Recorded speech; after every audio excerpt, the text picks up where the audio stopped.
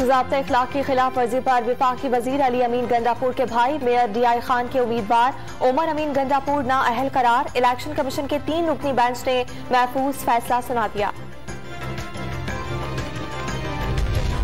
Peoples party की PDM में वापसी की तैयारियां। नून लीग की सेंट्रल एग्जीक्यूटिव कमेटी आज अहम इजलास में तजवीज पर गौर करेगी। शहबाज शरीफ, आसिफ अली जरदारी और बिलावल भुट्टो से मुलाकात पर पार्टी रहनुमाओं को एतमाद में लिया जाएगा।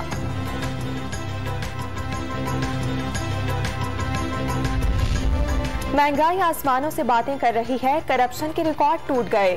पूरी कोशिश है हुकूमत को घर भेज दें, जाती है या नहीं ये तो सिर्फ अल्लाह को पता है। शहबाज शरीफ की एहतसाब अदालत पेशी पर सहाफियों से बातचीत।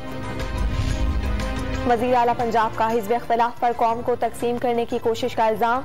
कहा अपोजिशन रहनुमाओं ने 3.5 साल सिर्फ नारे लगाए, अवाम उनकी मनफी सियासत से तंग आ चुके हैं। गिलगित बल्तिस्तान हुकूमत ने अरकानी असम्बली में अबूरी आईनी सूबे का मुसव्विदा तकसीम करके राय मांग ली। आइंदा हफ्ते असम्बली इजलास में पेश किया जाएगा।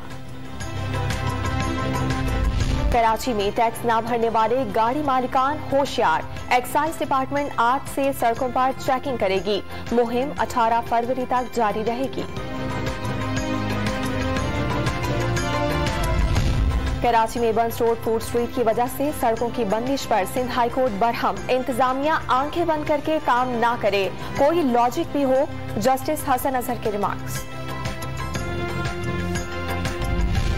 और स्वात के मैदानी इलाकों में बारिश और बालाई मकामात पर बर्फबारी का सिलसिला दूसरे रोज भी जारी।